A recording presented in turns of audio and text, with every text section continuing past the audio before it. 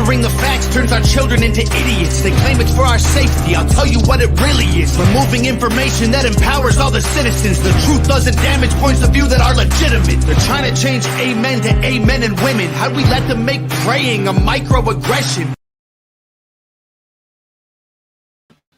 All right, welcome, ladies and gentlemen, to Deion's Daily Dose presents Candid Conversations with Candidates. You guys know I love alliteration.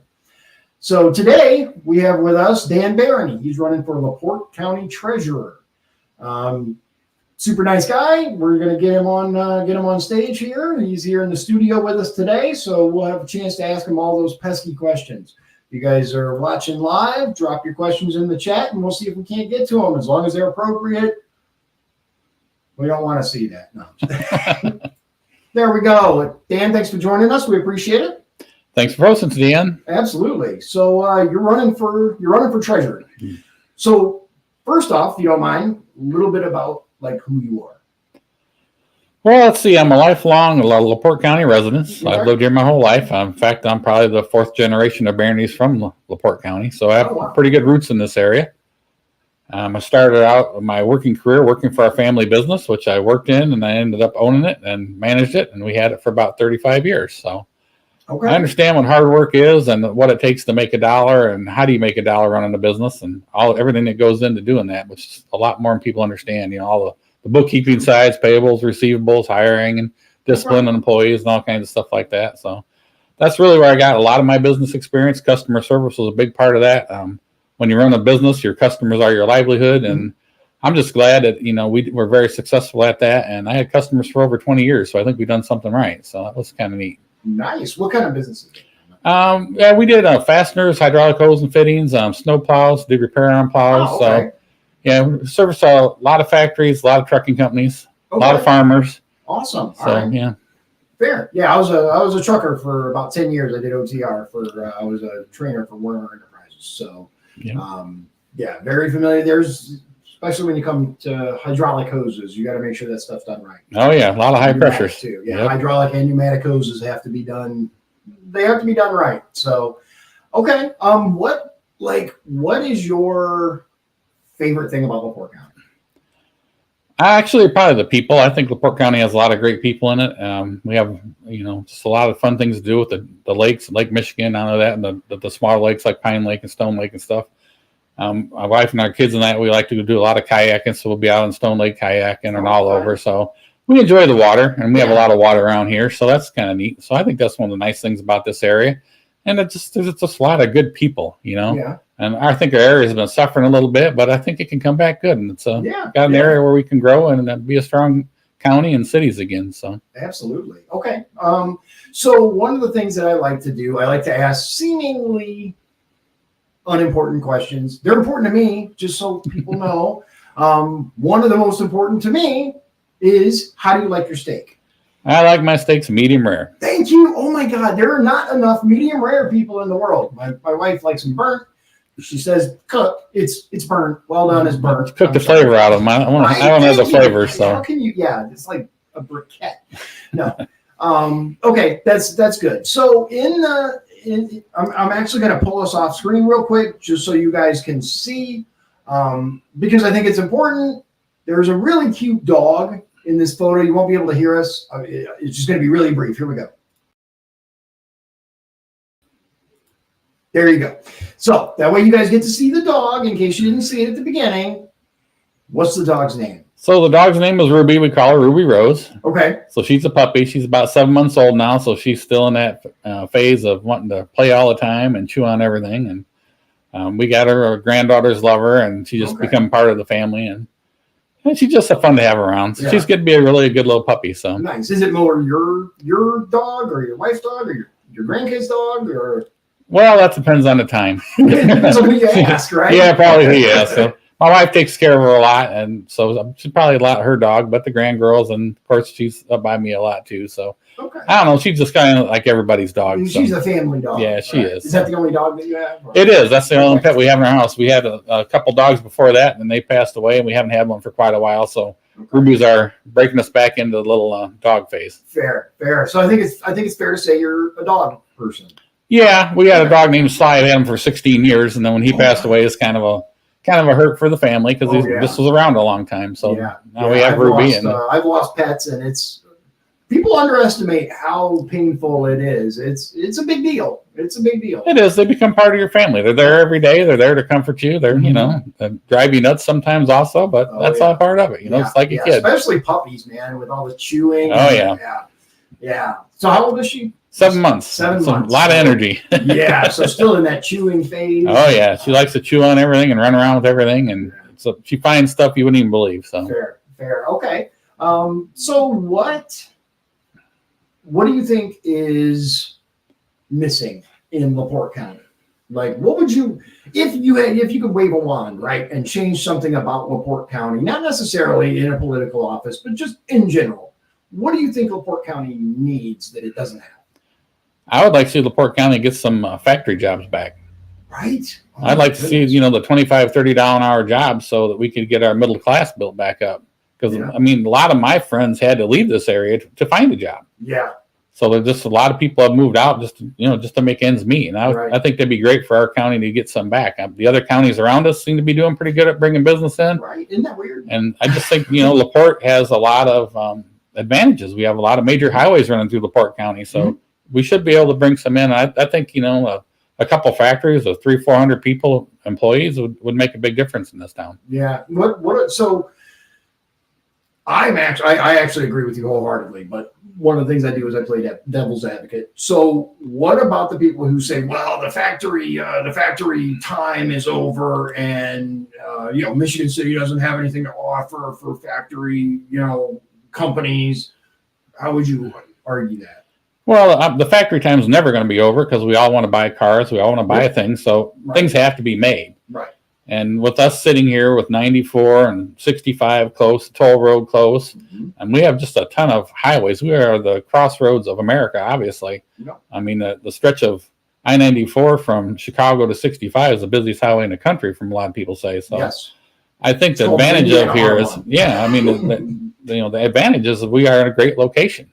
And we have great people. So, I think that would help our community. Yeah. It'd bring people into our community, which would help it also. Right. One of the things that we've heard previous administrations say, especially like nationally, shovel-ready jobs and all this stuff. And then there was talk of getting a big Amazon plant here that didn't come to fruition.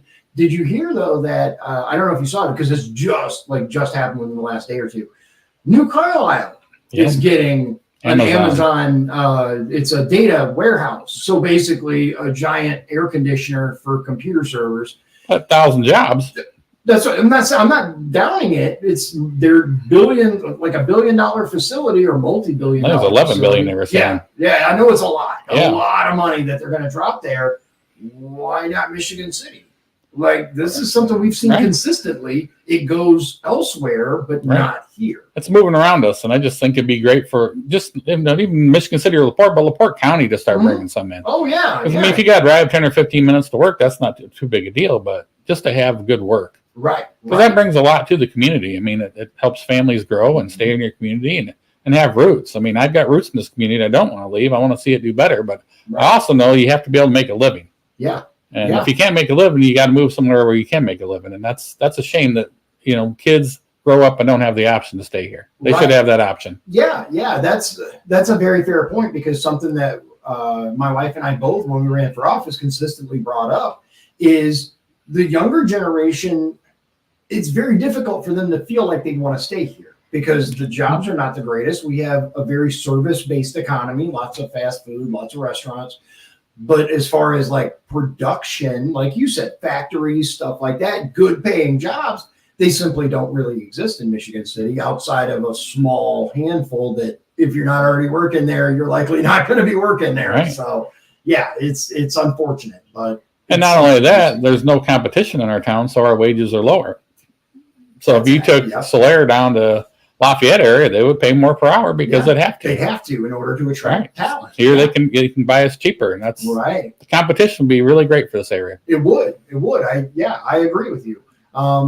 Okay, so you're running for office, running for LaPorte County Treasurer. Why Treasurer? Well, it's an office I understand. I understand balance sheets. I obviously run our business, so you know how to track every dollar you made and every penny.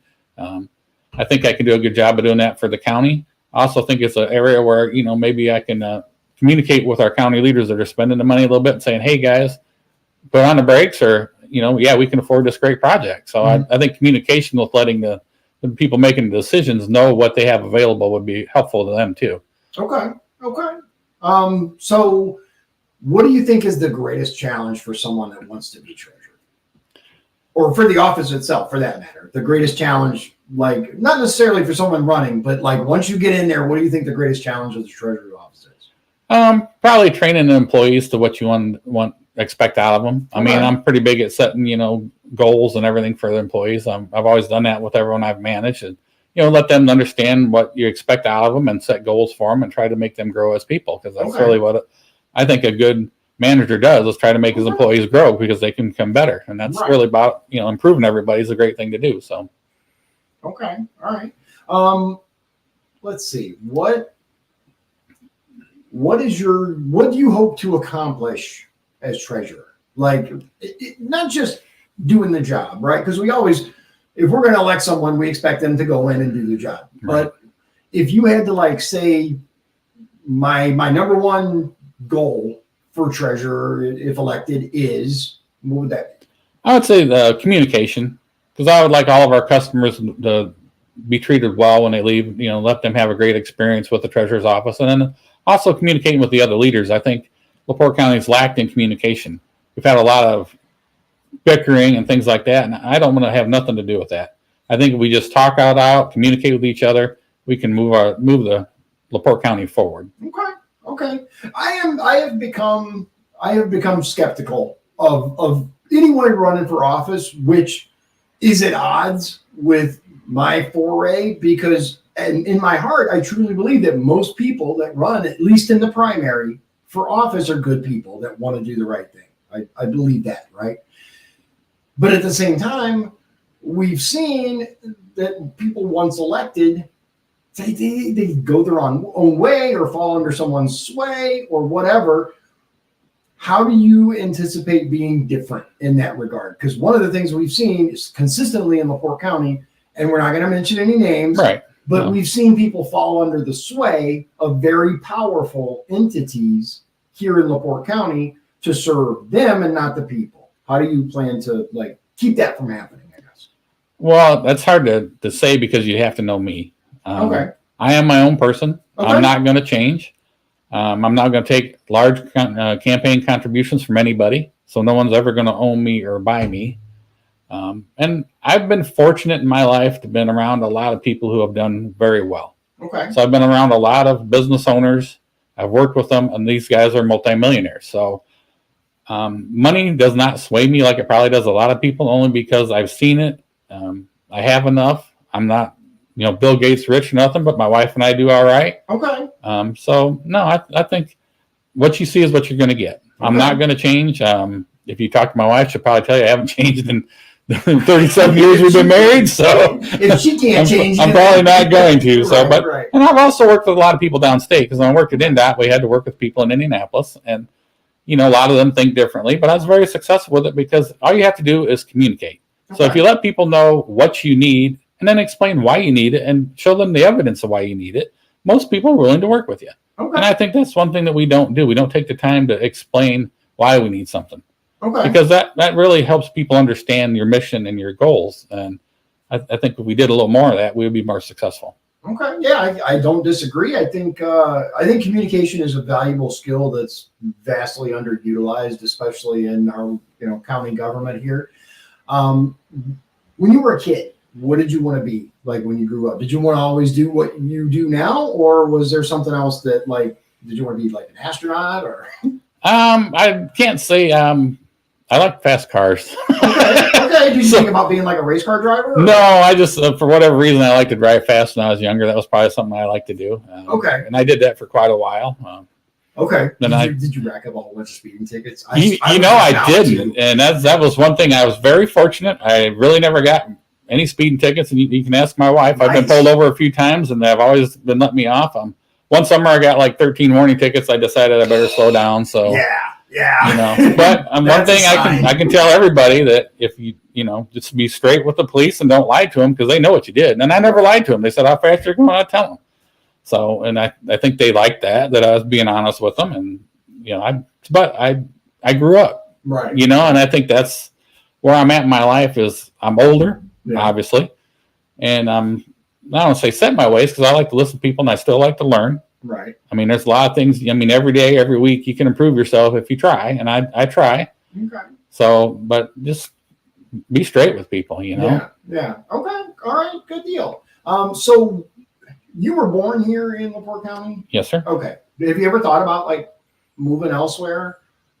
We always talk about it, especially in the wintertime. Yeah. Because, the winters suck here, man. Yeah. Dude, I mean, every year the winter just seems colder and longer sometimes. So every year.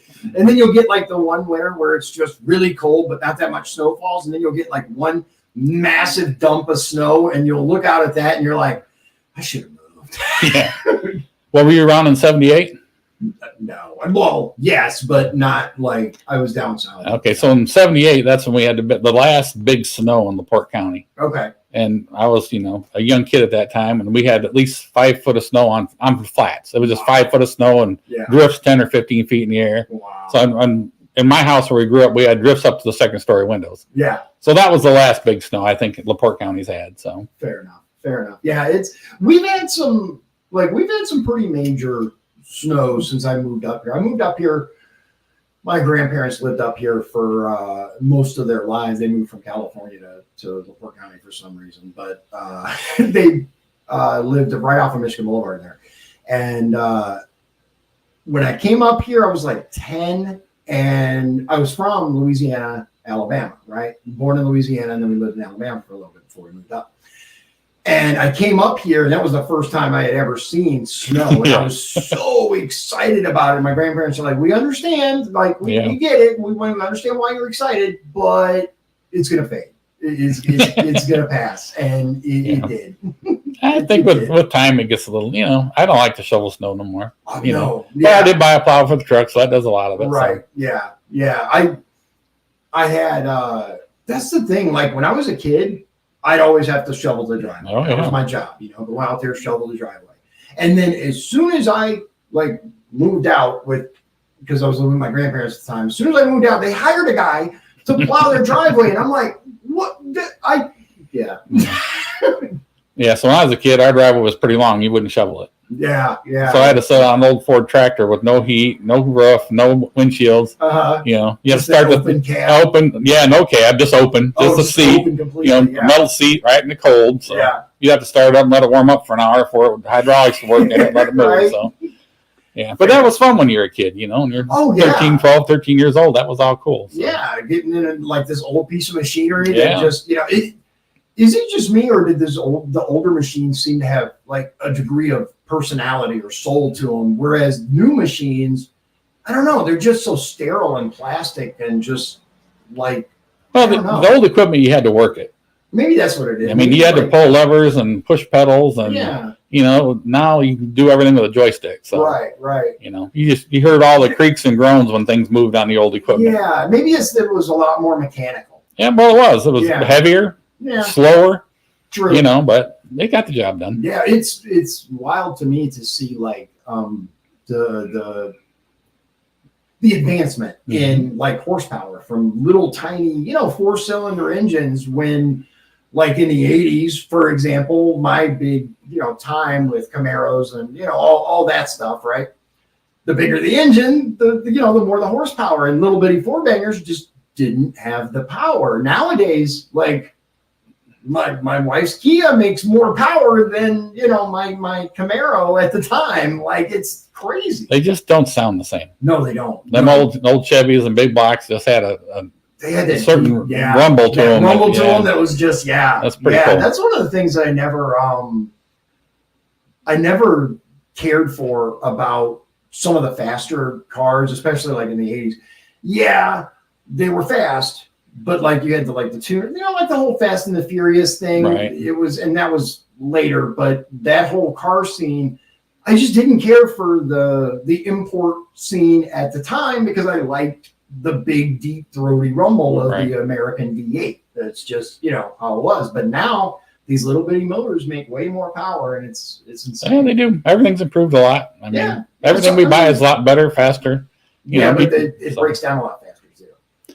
Well, it costs a lot more too. Right. Yeah. So there's ups and downs. Okay. So moving on. I could talk about like that kind of stuff for hours, but people want to know like who you are. So what do you think is your greatest achievement?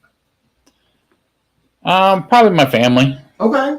I mean, my wife and I have been married 37 years, I think 38 this year. So That's impressive. that's a long time by today's standards. It's a long time by anybody's standards. I mean, that's that's a healthy marriage to survive that long. And we have a couple of great sons and 3 granddaughters. So Okay. we spent a lot of time with our boys. We did Boy Scouts, so Okay. we did the Cub Scouts and then the Boy Scouts. So for quite a few years, it was one weekend a month we went camping with the Boy Scouts. And it's been around a lot of other kids, and even them kids today will say hi to my wife and I and stuff. So I think we had a little impact on some of the kids. So that's probably my greatest, is giving back.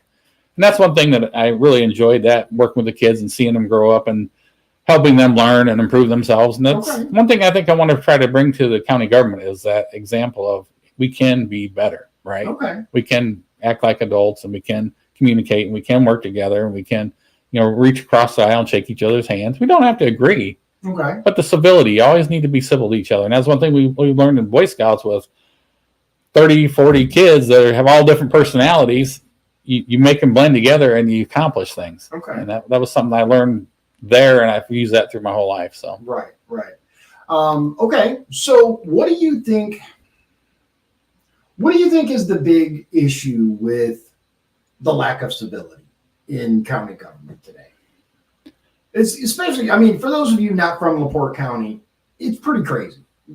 It is. If you watch some of these meetings, the commissioner meetings, the county council meetings, there's a lot of headbutts going on and a lot of disagreements that happen, as opposed to some other counties. Heck, even St. Joe County, Porter County, they're our neighbors. They don't have this kind of animosity, I guess, even for each other. Well, I think that goes back to, I would call, a lack of leadership. Okay. Because, what is the goals of our county? Does anyone know? I mean, what are the next 1 or 2 big things we'd like to accomplish as LaPorte County for the next year or two? Question. Yeah. I mean, I think we need that. I mean, if you don't have a direction, everyone's going to run around with their heads cut off in different directions. And I think that's what we're seeing. All right. I think that our local county government needs to focus on what we need to help our citizens, what we need to support our fire and police, Okay. and our EMS people. I mean, Right. what do they need? And then pick 2 or 3 things that we want to accomplish over the next year or 2 or 3, Yeah. and start moving together. Okay. Not that we can't do something else. Right. You can throw in a project here or there, but have an overall goal and a vision of where we need to go as our county. Okay. And I think that's what we're missing, because we don't have someone, leading the charge of what way we're going to go. And you might not agree with everything about it, but there's got to be 1 or 2 things as LaPorte County citizens we can agree that would make our county better.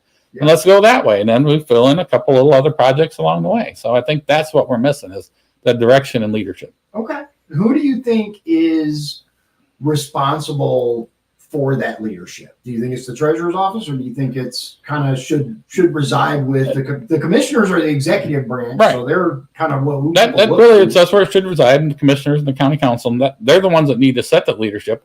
But I think my role would be there to support them and help mentor that leadership.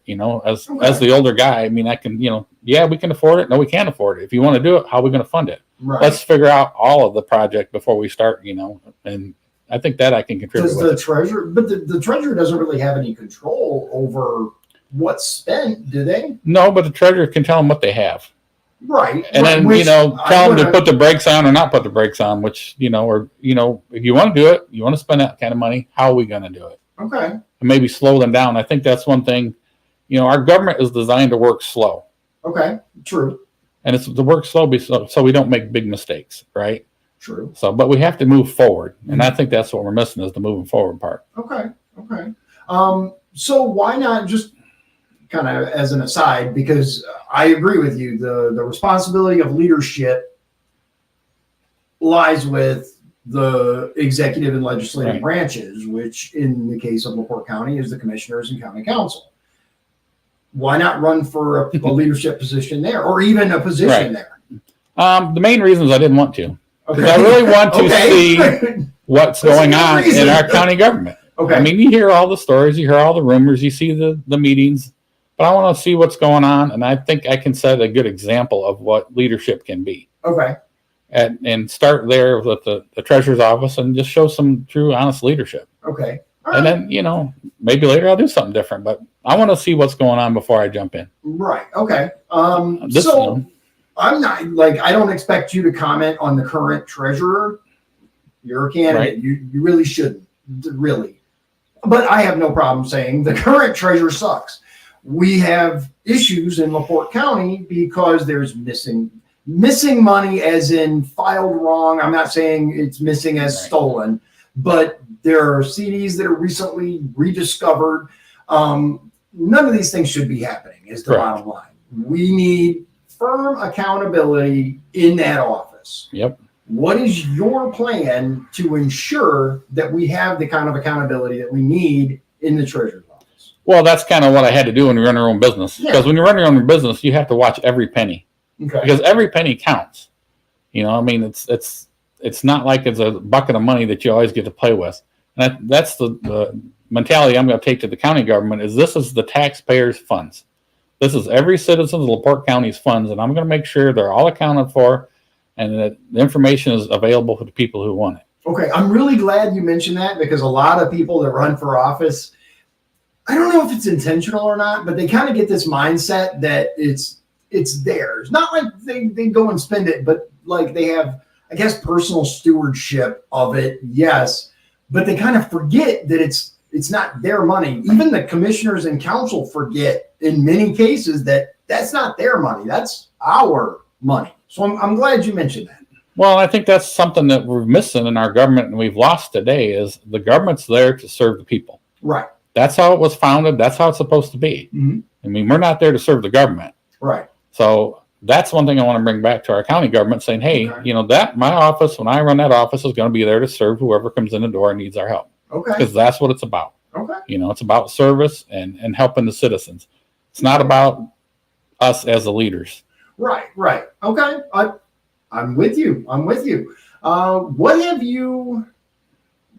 you seen in your years of living in LaPorte County that trying to think of how to word it. I know what I want to ask. I guess, can you point to a time in LaPorte County when basically the government worked like it should? Because I'm only recently involved in politics. I'm just gonna, let people know I didn't really pay that much attention until a few years ago, and that's to my detriment. But recently, all I know is seeing what we got, and it's not working too good. No, I'd say the last 15, 20 years, LaPorte County government has not worked very well in a lot of ways. All right. I think that's when we've lost a lot of our industry. Okay. And I think that's why we're not getting industry now, because they look at what's going on. They're like, yeah, we don't want to get in the middle of that mess. So I think the early years of LaPorte County was huge, especially in the 50s and 60s. Yeah. With the Kingsbury Industrial Plant was just banging. World War II, they just turned out armaments, to make the war effort. Which a lot of people don't know is that was a vital, it was a vital resource for the war effort, was the ammunition and stuff that they manufactured down in Kingsbury. Yeah, it was a big deal. That put Indiana as a state as a whole produces a lot. People don't underestimate, Indiana's not a big state, but Indiana produces a ton of stuff. We're number one in a lot of categories. So it's a state where people work. Mm-hmm. And I think that's a great part of it. We just got to get the work back up north. It's all kind of went down south. Which is one of the things. And part of it's probably been because Indiana traditionally has been a Republican state. Yeah. LaPorte County traditionally has been Democrat. And I think they've kind of knocked heads with each other instead of reaching across the aisle and working together. And I think that's kind of left LaPorte behind. And I think that's kind of what you're seeing a little bit too.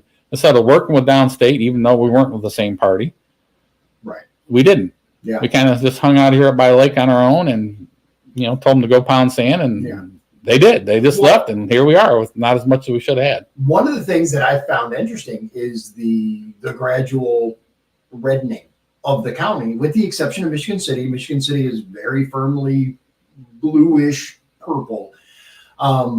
But once you get outside Michigan City, like LaPorte County is very red nowadays. I'm surprised because it's been this way for a few years now. I was surprised that we didn't see at least some sort of inroads be made in bringing some development up here, even if it's not to Michigan City, because politics is politics. Republicans don't want to give Democrats the win. I get it.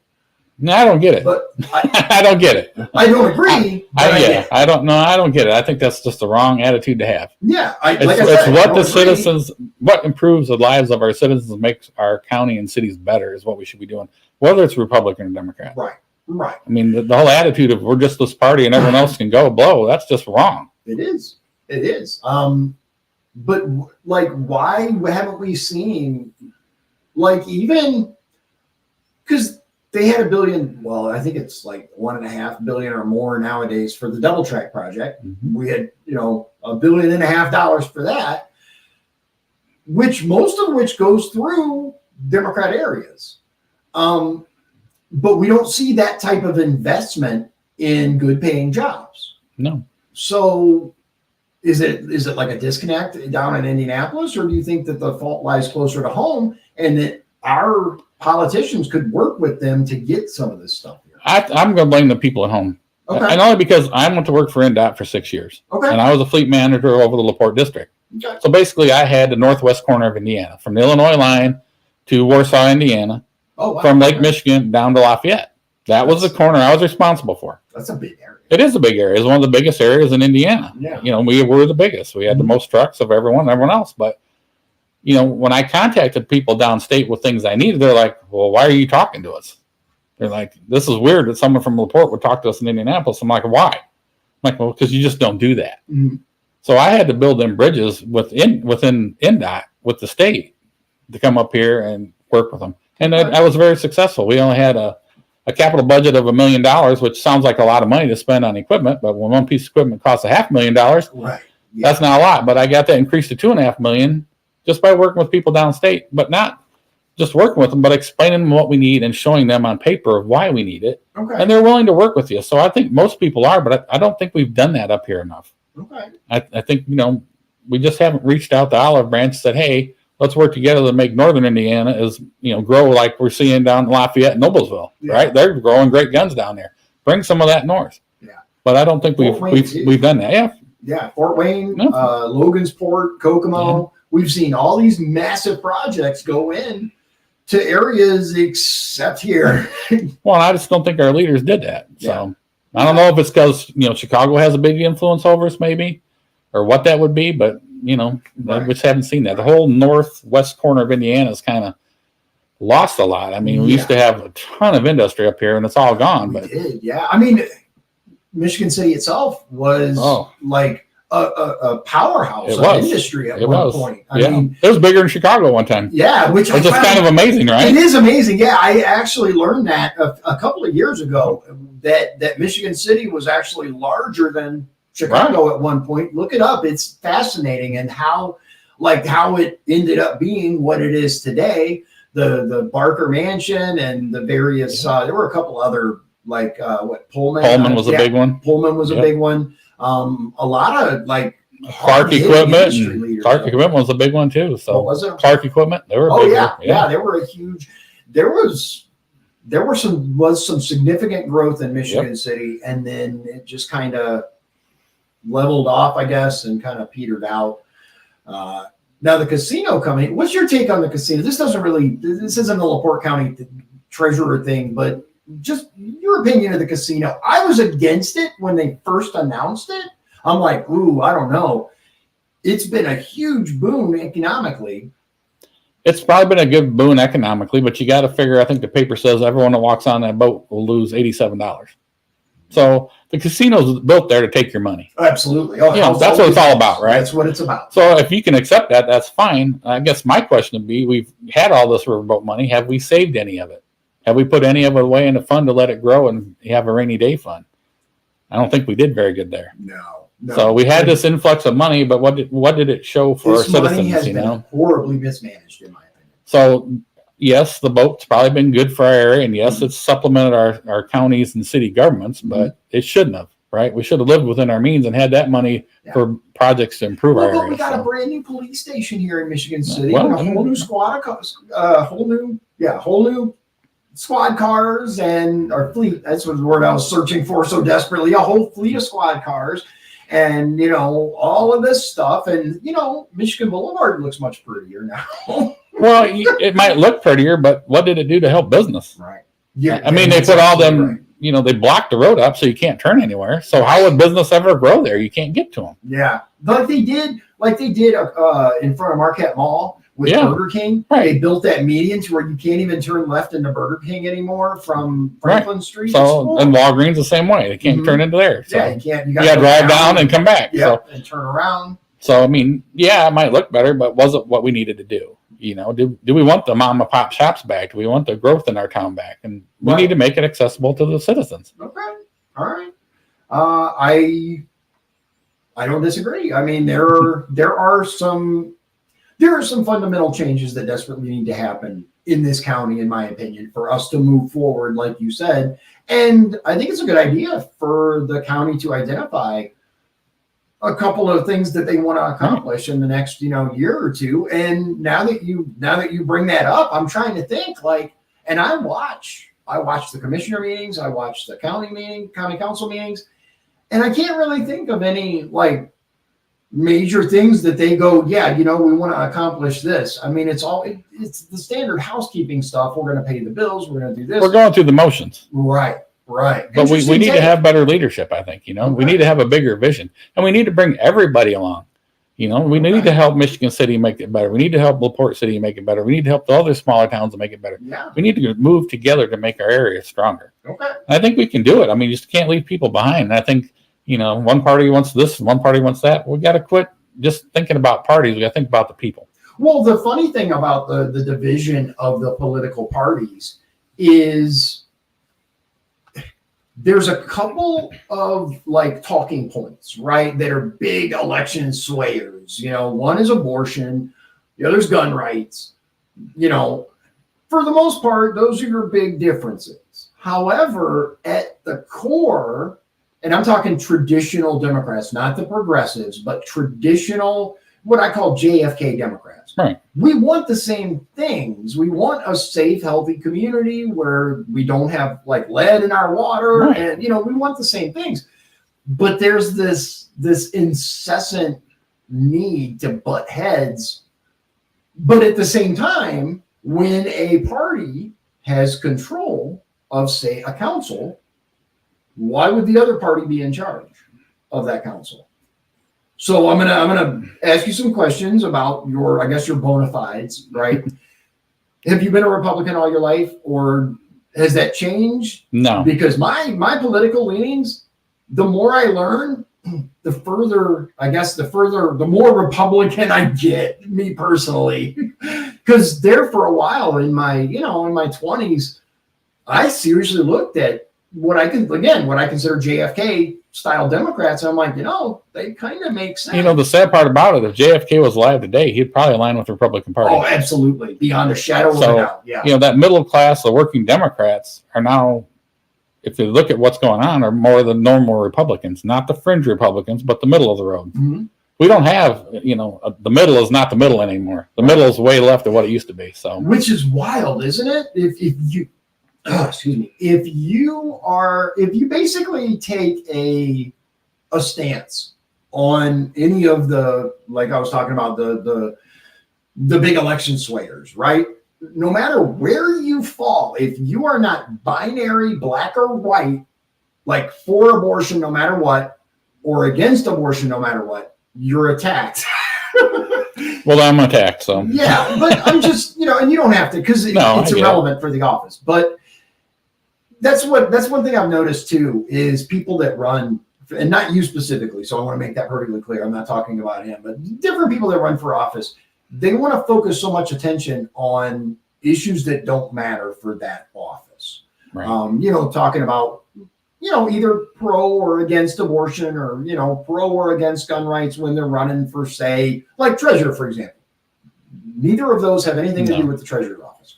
And you notice I haven't mentioned any of them in any of my ads. So I'm right, which I'm really happy about, because at least you're focused on the office. So diving a little more into, and you know what, I'm gonna get your opinion on something.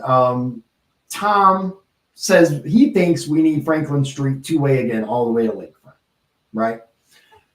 So I'll put it on the screen real. He says we just need Franklin Street two-way again all the way to the lakefront. Now that is, I call it relatively recent, like just basically paving it and making it all one way, because it used to be Franklin Square. I remember when I was a kid going to Franklin Square, and there was a little hobby shop down there called B&E Hobbies. You remember them? I remember Vale's bike shop was down there too. Oh, okay. See, I didn't go to the bike shop, but I did go to B&E Hobbies, and I think it was B&E or B&A, B and something. I remember but they had like model trains and like plastic models, right. And then they had like role playing games like D&D, right. Stuff like that at the time. And then he got into like Macintosh computer repair, and then moved out of Franklin Square. And I don't know what happened after that, but everybody moved out of Franklin Square at one time. So exactly. So do you think, and this is just a personal opinion, it doesn't have anything to do with the office, but I'm just curious what your take is on Franklin Street. They turned it into the Arts District, and it's a one-way, two-lane that goes down the middle. They took out, the walking portion. Like, do you think it'd be better to make it a two-way, or do you think it would be? Well, if you know any of the people have been around when it was a two-way, which I don't really know what year it changed, but I had to be pretty small when it changed, because I don't remember it being a two-way. Yeah, it was. But if you talk to like my mom and dad and my grandparents and all, they said that's what killed downtown, wasn't taking it to the one-way. Interesting. So all the old timers from the area pretty much say that killed downtown Michigan City. I think so too. I find one-way streets, even when they're fairly navigable, right? Because let's face it, the downtown Michigan City, it's not terrible. The one. I don't like the two ways. It used to be one way, but Pine Street went one way and Washington went the other way. Yeah, that seemed much easier than what they have now. Right. So now they've changed Pine Street to where it's two-way. Right. But they did the same thing with Washington, didn't they? They made it two-way. It used to be three lanes each way. So yeah. And now it's one lane each way. So we lost the whole lane. So Right. And you have the Lighthouse Mall there. And you would think with all of the money coming into Lighthouse Mall, because they seem to be doing well even nowadays. Lighthouse seems to be doing it seems like it's struggling, because I went down there a few weeks ago, and it was 30-40% empty, it seemed like. Oh, okay. All right. Now, which I was sad to see. So I mean, I hope it comes back. Maybe when the summer coming. I mean, I'm sure COVID and all that was very hard on it. So hopefully, maybe with summer coming, we'll bring some stores back and they can stay. So okay, yeah, I hope so, because when they first opened Lighthouse Mall, I was like, outside mall, but it's actually not bad. Like in the winter, I don't like it at all. It's windy all the time down there. Yeah, like just for some reason, the way that it's designed, it's right by the lakefront. Like the wind is always the cool breeze off the lake. So. Yeah. So it's like, it's always like 10 or 15 degrees colder than it should be or feels like it is. So I remember when the mall was a big deal, and it was full. Yeah, I remember walking like Marquette Mall. So I heard, and this kind of falls under the umbrella. So apparently, the reason that nothing's been done with Marquette Mall is that the owners, it was a group of people that owned it, but one individual bought out the rest. Yep. And he is open to the city and ideas of how to basically revamp the mall into something cool for the area. Because the city has all kinds of ideas. I've seen proposals for all kinds of stuff over the years. We could take Marquette Mall and turn it into this or do this or that. But the group that held the purse strings on it, that had ownership of it, was like, nope, we like it just how it is. And it's probably a tax write-off for him. That's what I was thinking, yeah. But the owner, I guess sole owner now, or at least majority owner, basically he makes the decisions. Right. Has said that he's open. So from a county level, would you be okay with investing LaPorte County taxpayer dollars into perhaps modernizing or changing the use of to a Michigan City specific type of thing. I don't know what. I've seen all kinds of proposals. I mean, I don't want to say yes for that project. I have no idea what it would be, but anything that can bring decent jobs to our community and make our community better and stronger, I would support. Okay. What about, like, there's been a lot of talk recently, especially with the governor debates, right? The gubernatorial debates. There are a couple of people on stage who have been I don't know what they call it, the chair or whatever of the Indiana Economic Development Corporation. And one of the things they do is they kind of decide where investment's going to go. Mm-hmm. That's my understanding of it. It may not be complete, but that's kind of generally it. So one of the things that they did was say, well, we're going to invest in these multi-million-dollar businesses and give them tax write-offs and give them this. Are you in favor of that? Because it seems to be a fairly Republican thing where we welcome big business because we know that they're going to, like, for example, build a big factory and we'll have tons of people. Are you in favor of tax breaks for corporations, or is it a little more nuanced? Overall, I would say I'm in favor of bringing incentives to bring business in, but we have to have some kind of guardrails on here. Like, how long are you going to be here? What are you going to pay? How many people are you going to guarantee you're going to employ for how long? Right. Because we want to return on our investment, right? As a citizen of LaPorte County, if we invest our taxpayer funds into a business, we want that business to reward us back. Right. So we need to make sure whatever kind of deal you make, there's enough meat in the deal that we're going to, recoup our funds and they're going to stay in our community, not just get the tax break, be here a couple of years and roll on out, Somebody has a really good question, Tom, again. He says, who do you think, and it's an opinion, so can't really be held to it, but who do you think will get NIPSCO's property once it shuts down? He's of the opinion that the NPS, National Park Service, will annex it because it is actually attached to Mount Baldwin. Correct. Do you think that's something they'll do? Or I don't think no one's going to take anything from NIPSCO unless NIPSCO wants it to happen. So if it benefits NIPSCO, they'll get it. But if NIPSCO can turn it into condos or some other thing, I think that's what will happen to it. Okay. Because NIPSCO is a big corporation. They're a smart corporation. Huge. They are smart. They absolutely. Whatever benefits them the most, I think is what's going to happen. Right. So. Somehow we the taxpayers are once again paying to clean up their messes. Coal ash. It's been a constant problem here in Michigan City and really all over Northwest Indiana. Heck, East Chicago, I think, had a massive problem with that, didn't they? Do you know? Well, this was a few years ago. So. Right, but I mean, for me living in this area my whole life, the area is so much cleaner than it was. So that's, I mean, when I was a kid, we'd drive through Gary, it was a smog zone, right? Yeah. I mean, you just drove through the fog. So true. The area is a lot cleaner than it was. Manufacturing's a lot cleaner than it was. When I first started in business, you'd go into a plant like Wild McLean where they had, big blast furnaces where they're, making molds and stuff. Yeah. Some things were dirty. Oh, yeah. You couldn't even see across the room in some of these places, Yeah. And now you can walk in and go up next to a furnace and you can talk to people, you can see it. It's a lot cleaner. So we've improved a lot in manufacturing.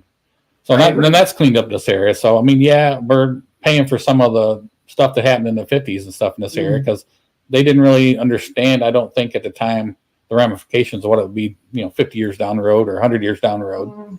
I don't know. I think when a company has like almost $600 million in profit, they can afford to spend X amount of dollars to clean up the mess that their company made, and the taxpayers shouldn't be on the hook for it. However, switching gears for a second, but it's directly related to NIPSCO, is the Biden administration is pushing through these changes, and they're targeting coal and natural gas plants. And they're estimating that basically our rates are going to skyrocket again. Do you think that that's going to change NIPSCO's plan to basically the plan was initially within 5 years they were going to shut down that coal plant and open solar plants. Right. They've extended that because of the basically solar isn't quite as good as they thought it was, and they did all the figures that they do and said, well, we're still going to need this for a while. So they extended it. They haven't said exactly how long, Do you think that that's going to extend, or do you think it's going to shorten the time that they're going to hold on to that, or shut it down? What they do? I think the plant in Michigan City will shut down. Okay. I think NIPSCO's going to get rid of that plant. It's old. It's not a big producing plant. A while. They have wheat field. I think they're not running wheat field. It's max capacity. That's true. It's a lot newer, runs more efficient. So I think they'll shut Michigan City down. Okay. So you think they're just basically going to stay on schedule with? Yeah, I think they will. I mean, Okay. I really think our country as a whole needs to watch what we're doing so we don't run out of energy. Yeah. That's the scary part about that. And I think if we put a lot more research into making it cleaner what we're doing, we could probably filter our air a little bit more and do a better job also. So yeah, I think it's, we got to have an all above approach there. So yeah, I don't disagree. I mean, unfortunately, and obviously we could talk for hours about, this administration or that administration, but I'm happy to see someone who is obviously invested in the future of LaPorte County. You've lived here your whole life, right? Who seems to be pretty open and seems to understand I can work with anybody. Yeah, I've learned that through business, just customers. I mean, I didn't have to like them, but I sold them product and we had a good working relationship. Right, I didn't think, sometimes I didn't like them a whole lot, but it didn't matter. We worked together and got it done. So right. So one of the things that so I myself am not all that familiar with what the treasurer does. I know they're responsible for the accounts, but there have been basically there's a lot of confused people right now as to what the treasurer handles and what the auditor handles, because there's been a lot of blame being thrown back and forth between those two offices because our credit rating got nixed a few years ago. I think from 2016 is the actual period, but it happened since then because it takes time for these things to make their way down. What is the treasurer's office what is the treasurer of LaPorte County actively responsible for? Well, they take in all the money. Okay. So they receive all the tax payments, all the money the county receives. It goes through the treasurer's office, including like sales tax and the money that they take out of your paycheck for LaPorte County, and so they basically property taxes, property tax and all that. They collect it all and they make sure it's deposited in the proper accounts and keep a tally of it. The auditor's office does more of the spending of it, but they're supposed to work together as a checks and balances, right? Yes. Everything the treasurer takes in, the auditor sees. Right. That's how it's and everything the auditor spends, the treasurer sees. So that's your checks and balances. And the office has got to work together and make sure that everything's in the right spot. Okay. And I hear those things now where people don't know, well, this happened or that happened. And I don't understand how that can be, because if we're doing our proper checks and balances, everybody should know. They should. Everybody should. And that's one thing I think I can bring is that openness and the communication that we, solve them little problems that we have right now. Okay. Do you think that there's anyone currently running for auditor that you would have a problem working? No, I'd work with anybody. Okay. Where can people learn more about you? You can committee to elect Dan Barenie on Facebook. Okay. We're there. I had that, and I'm going to make sure that I and elect Dan at Barenie.net if you want to send me a question. There we go. Yeah. Make sure if you have something, let's see here. Let me get this up there real quick. I had it, and then somehow it got deleted. So I mean, I'm willing to talk to anybody. I'm willing to work with anybody. I am my own person. I might not always agree with you, but doesn't mean your idea is bad. Doesn't mean my idea is bad. Somewhere in the middle, there's probably a road we can go down and make stuff happen. Right. Or email him at, what is it? I'm sorry. Dan. Oh, no. Elect Dan. At Barenie.net. .net. Yep. Okay, good. I'm going to make sure that I get this on there so people can see it. There we go. Okay. So if you want to learn more about Dan, you should learn everything you can about anybody running for office. You guys know I'm a huge proponent of that. Who you choose to vote for is completely up to you, but I urge you to learn as much as you can about any candidates running for office. That's just my personal take. Right. I think an educated voter is a powerful voter. And I think personally, again, just my personal opinion, I think if we learn more about the people running for office, some of these individuals would not be elected. Well, look how the people voted. Right. And read the bills they put up. And it's all public knowledge. That's precisely, absolutely. Look at, if someone has been in an elected position previously, you can see their record. Right. There are tons of organizations that keep track of that. Indiana.gov, it's all there. Right. Every bill that anyone sponsors, any bill, how they vote, and just read the bills that they put up. Right. Federal government too. Read the, you can read the bills. Most people can understand what they're talking about, or pretty much. So yeah, at least the summary. You can read the summary of it, and they do a fairly good job of posting a comprehensive. Right. For the most part, it's not perfect, but yeah, get involved. Absolutely, get involved, get knowledgeable, learn, because just don't worry about the party. Worry about who you're going to vote for. Right. That's exactly right. And you know what? I'd like to see less of personally. I'd like to see less straight ticket voting. I believe, you can be a strong Republican and you can go in there and, and I'm not talking about in the primary, I'm talking about in the general. Right. Just picking a party kind of has got us in the mess that we're in. It's kind of the lazy way of doing it. And it is. in some ways. No, in some ways. It absolutely is. And that's why, again, because probably half the people you're punching for, you don't even know what they're doing or anything about heard of them. Right. Yeah. And in many cases, especially LaPorte County, countywide races like this, the primary is arguably the more important election. Well, that's who you get to pick from.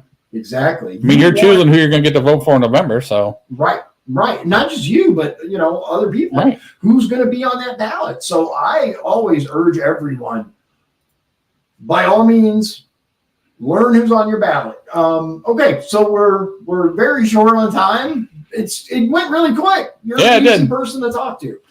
I try to be. I try to be open. I try to be honest. I try to be straight with people because I found when working our own businesses, if you're honest with people, things are going to go a lot better. Not that we done everything right when we had our own business. I had employees make mistakes. I make mistakes. Yeah, absolutely. But if you just, admit it and say, hey, we screwed this up, but this is what we can do to make it right. Most people work with you because everybody makes mistakes. Yeah. We're not perfect. So that's the key. And I think it's one of the most important things that people can kind of take away from any candidate interview is if that person is willing to admit when they're wrong, I'll own it.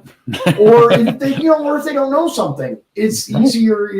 Like that's something that I value very highly because so many people running for office want to their way through an answer when they don't know. And I'll just straight tell you, I don't know. I can find out. Right. But when I'm the treasurer, if you have something I don't know, I'll get back to you. I'll tell you I'll get back to you, and I will. But it might be a day or two, but we'll figure it out. Right. Get the right information.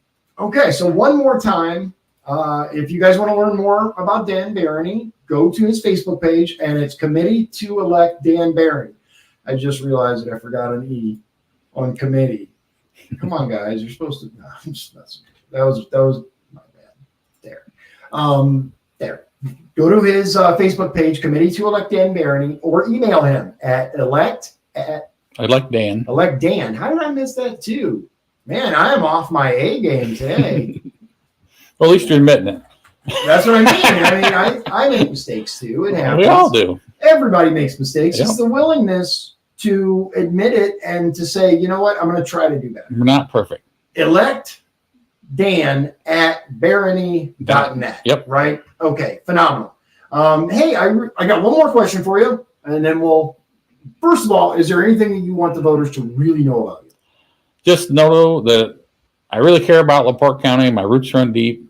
I'll be honest and straight and open with anybody that wants the information. And I'm not going to change. That's who I am. I'm 60 years old. I'm not going to change now. So fair. I had a great father. That's some of the things he just beat into my head. And I try to beat that in my kids' head. Just be straight, honest, and fair with people. We'll go from there. Okay. Phenomenal. One last question. So someone had emailed me this question, and it was so weird. I'm still not entirely sure what the answer is, so I'm going to ask you and see if you know. It has to do with the treasurer's office, but I'm not sure how. So apparently when they find a dead body, right, like the coroner goes out and there's a body there, and nobody claims the body, what happens to the money? that's like, if, like, let's say we find somebody and they've got like a massive wad of cash on them. Where does that go? Do you know? Not 100% sure. Me either. But it probably would go to Lost Indiana, because there's a whole Indiana website of found money like people never claimed. Yeah. Yeah. Okay. That'd probably be where it would go, because that's where a lot of it would go, if they can identify, something about it. So. Right. Okay. But no, I don't know that. I never had that happen. Right. Fortunately, I haven't found any dead bodies. Me either. Okay. So thank you very much, ladies and gentlemen. Thank you, Dan, for taking the time out. I really do. Thank you for doing this. This is a nice thing to do. I think regardless of how you feel about any particular candidate, you should always learn. Even if you're dead set, you're going to vote for this person or that person, learn about the other people just in case your person doesn't make it. You can learn what this person is about and be like, oh, you know what? Okay. Or, oh my God, it's important. Become an educated voter.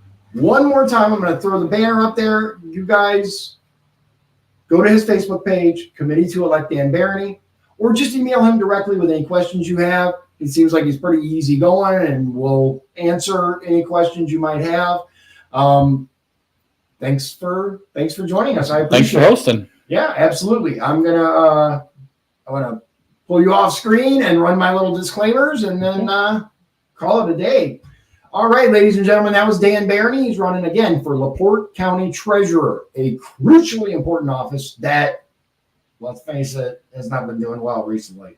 As always, the views, thoughts, and opinions expressed by me or the show are mine. They don't belong to anybody else, and they are not the views, thoughts, and opinions of anyone who may or may not choose to come onto the show. I value open dialogue, and just because someone's on my show doesn't mean they agree with anything that I say. I think that's important that people understand that. It is what it is. Learn about your candidates. I got one more little disclaimer to make sure I run, and then there you go. Like always, ladies and gentlemen, I appreciate your time. I appreciate you spending the time to watch this episode. And we have a couple of upcoming. No, we got one. We have Spencer England. We had to reschedule him for Monday. This time was not his fault. We had some family members who were sick, and I didn't want him to, come and potentially catch anything. But more importantly, I just didn't feel good. And it was better to wait until, it's not fair to him to have me go, what? It's not good. So he's on Monday at 7, and then we have some really cool upcoming guests. Stay tuned. We've got a father-daughter pro weightlifting team, which is just awesome. You don't see that too often. We have some local ghost hunters that are coming on the show and a lot more. So tune in. Remember, we're on X, Facebook, YouTube, and Rumble, and we're looking to branch out to other platforms as well as podcasting platforms as well. So thank you very much. God bless you. God bless Indiana, and God bless the United States of America. Thank you.